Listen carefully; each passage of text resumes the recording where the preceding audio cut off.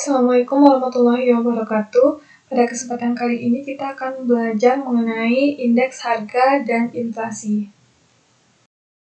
Kenaikan harga-harga dari satu waktu ke waktu lainnya tidak berlaku secara seragam atau tidak sama. Kenaikan tersebut biasanya berlaku atas kebanyakan barang, tetapi kenaikannya berbeda. Ada yang persentasenya tinggi dan ada juga yang persentasenya rendah. Selain itu, sebagian barang juga tidak mengalami kenaikan. Berlakunya tingkat perubahan harga yang berbeda tersebut menyebabkan indeks harga perlu dibentuk untuk menggambarkan tingkat perubahan harga-harga yang berlaku dalam suatu negara. Untuk mengukur tingkat inflasi, indeks harga yang selalu digunakan adalah indeks harga konsumen, yaitu indeks harga dari barang-barang yang selalu digunakan oleh para konsumen. Yang pertama, pengertian dan cara perhitungan. Secara konseptual, indeks berarti urutan data atau angka-angka. Sedangkan indeks harga adalah kumpulan data berupa harga-harga secara berurutan yang berfungsi untuk menentukan perubahan harga rata-rata yang berlaku pada suatu periode tertentu. Saat ini terdapat 3 indeks harga. Yang pertama adalah indeks harga konsumen atau Customer Price Index atau disingkat dengan CPI. Yang kedua, indeks harga produsen atau Producer Price Index atau PPI. Yang ketiga, predeflasi GDP atau GDP deflator. Ketiga indeks ini digunakan untuk menunjukkan tingkat inflasi pada satu periode tertentu. Namun pada pembahasan ini akan difokuskan pada indeks harga konsumen atau IHK. IHK atau indeks harga konsumen mengubah harga berbagai barang dan jasa menjadi sebuah indeks tunggal yang mengukur seluruh tingkat pembelian. Ciri-ciri dari IHK yang pertama hanya mengukur harga barang dan jasa yang dibeli oleh konsumen. Yang kedua, IHK mencakup barang dan jasa yang domestik dan barang-barang impor. Yang ketiga, dalam IHK, komponen biaya-biaya bunga mewakili biaya perumahan. IHK dihitung menggunakan data harga konsumen. Harga konsumen adalah harga barang-barang yang diperdagangkan dalam eceran untuk dikonsumsi sendiri atau bukan untuk dijual kembali. Untuk dapat menghitung IHK diperlukan data dan informasi yang luas yang diperoleh dari survei biaya hidup berdasarkan harga pasar untuk berbagai macam barang dan jasa yang mencerminkan pola konsumsi masyarakat. Yang mana hal ini dikelompokkan menjadi 7 kelompok. Yang pertama, bahan makanan, makanan jadi, minuman, rokok, dan tembakau, perumahan, sandang, kesehatan, pendidikan, transportasi, dan komunikasi. IHK ini dapat dihitung dengan yang pertama indeks harga Las Peires atau IL, yang mana rumusnya IL sama dengan sigma PN kali Q0 per sigma P0 dikali Q0 dikali 100. IL merupakan indeks harga Las Peires, PN merupakan harga pada tahun berjalan, P0 merupakan harga pada tahun dasar, dan Q0 merupakan kuantitas pada tahun dasar. Yang kedua adalah indeks harga PASC atau IP. IP sama dengan sigma PN dikali Qn per sigma P0 dikali Qn dikali 100. Yang mana IP merupakan indeks harga PASC, PN merupakan harga pada tahun berjalan, P0 merupakan harga pada tahun dasar, dan Qn merupakan kuantitas pada tahun berjalan. Jadi, perbedaan di antara kedua indeks ini adalah kalau pada IL dikalikan dengan Q0 atau kuantitas pada tahun dasar, berdasarkan pada tahun dasar, sedangkan pada IP dikalikan dengan kuantitas pada tahun berjalan. Contoh sederhana dalam menghitung indeks harga konsumen dapat dilihat pada tabel di bawah. Ada 6 jenis barang yang digunakan, kemudian ada keterangan harga barang dan jumlah barang, pada tahun 2006 dan 2007. Dan diasumsikan tahun 2006 adalah tahun dasar dan tahun 2007 adalah tahun berjalan. Berdasarkan data pada tabel di atas dapat dihitung indeks harga dengan metode Las-Perez dan Pasce. Yang pertama dengan metode Las-Perez. Setelah dijumlahkan semuanya, baik itu harga barang pada setiap tahun dan jumlah barangnya, maka untuk IL rumusnya adalah sigma PN, yaitu harga pada tahun berjalan PN adalah 114.950 dikali dengan Q0. Q0 adalah jumlah barang pada tahun dasar, yaitu 136, per sigma P0. P0 adalah harga barang pada tahun dasar, yaitu 78.500, dan Q0 merupakan jumlah barang pada tahun dasar, yaitu 136. Dan didapatkan hasilnya 146,433. Sedangkan indeks Pasce sama dengan sigma PN atau harga barang pada tahun berjalan 114.950 dikali dengan QN, jumlah barang pada tahun berjalan yaitu 159 per sigma P0 atau jumlah harga barang pada tahun dasar yaitu 78.500 dikali dengan QN, jumlah barang pada tahun berjalan 159 dikali dengan 100 dan didapatkan hasilnya 146,433. Hal ini menunjukkan bahwa kedua metode ini menghasilkan perhitungan yang sama. Selanjutnya, pengertian dari inflasi. Inflasi adalah merosotnya nilai uang karena banyaknya uang yang beredar sehingga menyebabkan kenaikan harga-harga barang yang bersifat umum dan berlangsung terus-menerus. Ada 3 komponen untuk menentukan terjadinya inflasi. Yang pertama adalah terjadinya kenaikan harga. Harga suatu komoditas dikatakan naik jika harga menjadi lebih tinggi daripada periode sebelumnya. Misalnya, harga satu buku tulis harganya adalah 2.500. Beberapa hari kemudian, harga buku tulis tersebut naik menjadi 3.000. Hal ini berarti telah terjadi kenaikan harga buku tulis. Perbandingan tingkat harga bisa dilakukan pada periode yang lebih panjang, yaitu seminggu, sebulan, triwulan, dan setahun. Yang kedua bersifat umum. Kenaikan harga suatu komoditas belum dapat dikatakan terjadi inflasi jika kenaikan tersebut tidak menyebabkan harga-harga komoditas lainnya secara umum naik. Misalnya, kenaikan harga satu buku tulis terjadi pada saat tahun ajaran baru.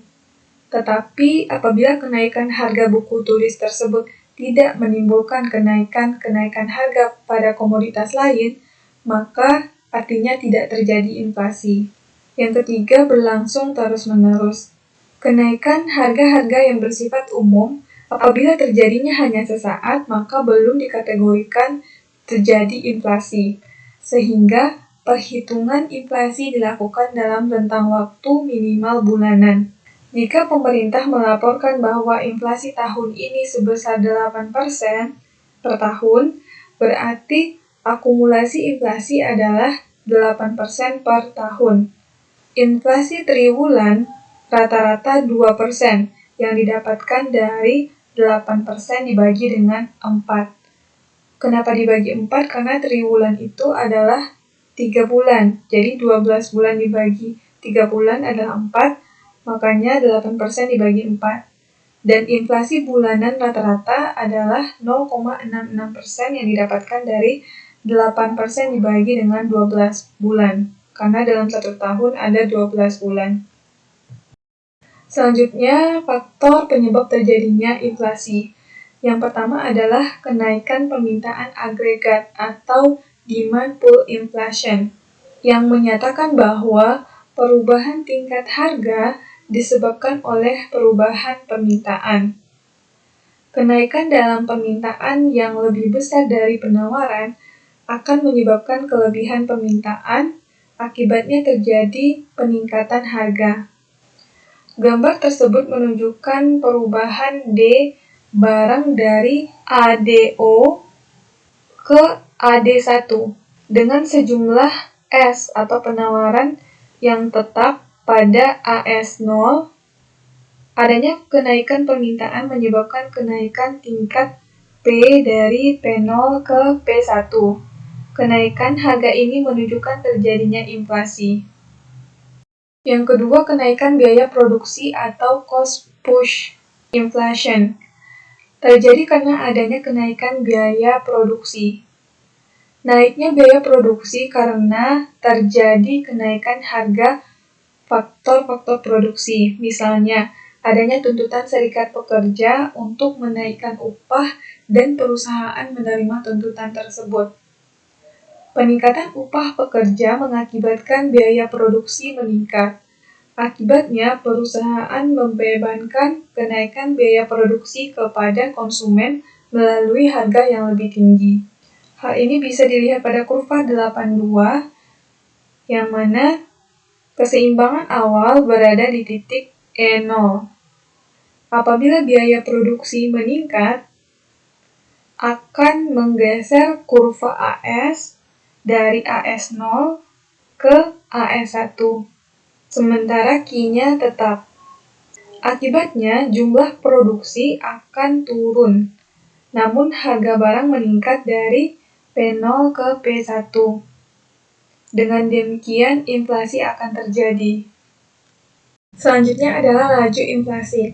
Laju inflasi adalah tingkat persentase kenaikan dalam beberapa indeks harga dari satu periode ke periode lainnya. Angka inflasi dihitung oleh Badan Pusat Statistik dari persentase perubahan indeks harga konsumen atau IHK pada periode tertentu dan dibandingkan dengan IHK pada periode sebelumnya. Dalam masa inflasi, kenaikan harga untuk macam-macam barang tidak berjalan dengan laju yang sama.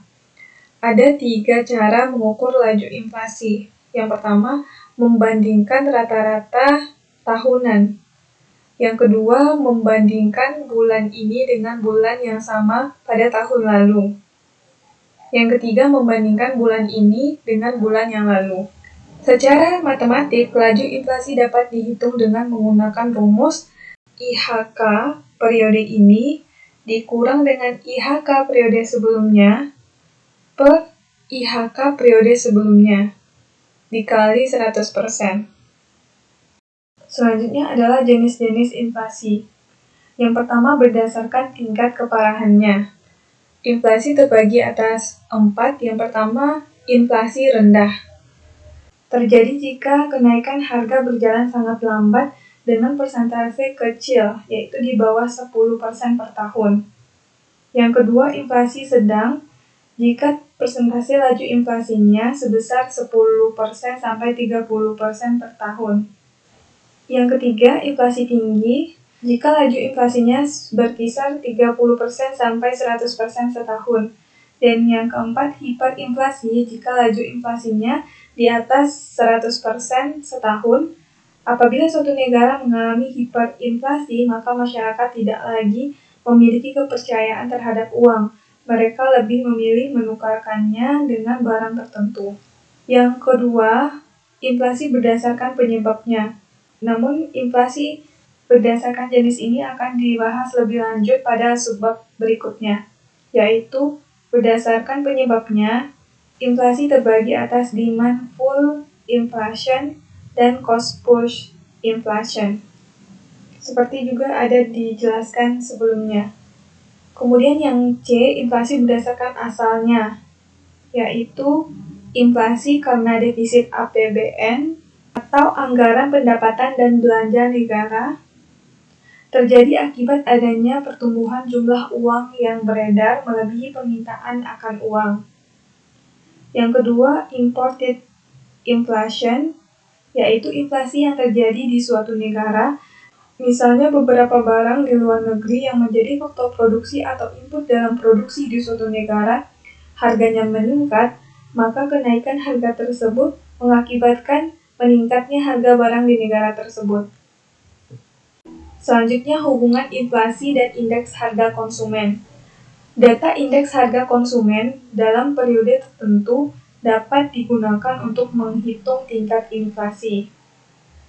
Perhitungan tingkat inflasi dapat secara bulanan maupun tahunan. Semakin tinggi laju IHK, maka akan semakin tinggi pula laju inflasi. Inflasi terjadi karena adanya kenaikan harga yang ditunjukkan oleh kenaikan indeks pada kelompok-kelompok barang dan jasa berikut, yaitu kelompok bahan makanan naik 1,18%, kelompok makanan jadi, minuman, rokok, dan tembakau 0,65%, kelompok perumahan, air, listrik, gas, dan bahan bakar 0,55%, kelompok kesehatan 0,40%, kelompok transportasi dan komunikasi, jasa keuangan 0,16%, dan kelompok pendidikan, rekreasi, olahraga mengalami deflasi 0,28%. Yang mana deflasi ini merupakan kebalikan dari inflasi. Deflasi merupakan penurunan harga-harga dalam perekonomian. Yang disajikan pada tabel 6.8 laju inflasi gabungan 45 kota bulan Februari terhadap 7 kelompok pengeluaran. Baik, sekian yang dapat disampaikan pada kesempatan ini. Apabila terdapat kesalahan, mohon maaf. Semoga apa yang disampaikan bermanfaat. Assalamualaikum warahmatullahi wabarakatuh.